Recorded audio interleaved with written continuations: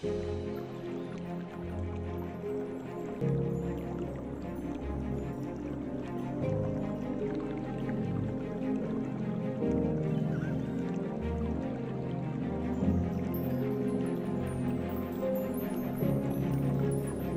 इस वक्त नंगर पारकर का इलाका है, ये थर डिस्ट्रिक्ट के अंदर मैं यहाँ पर मौजूद हूँ।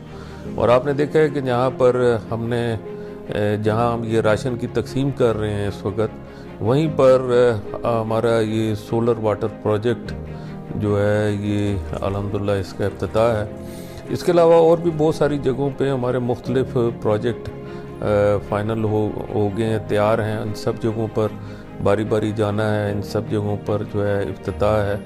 यहाँ पर जो पानी का सिलसिला किया है, क्योंकि खुशसाली है यहाँ पे बहुत ज़्यादा, और यहाँ पर बहुत ज़्यादा बेरोज़गारी भी है, खुराक की बहुत कमी है, और यहाँ के लोग जो हैं वो बहुत परेशान हैं इस हवाले से।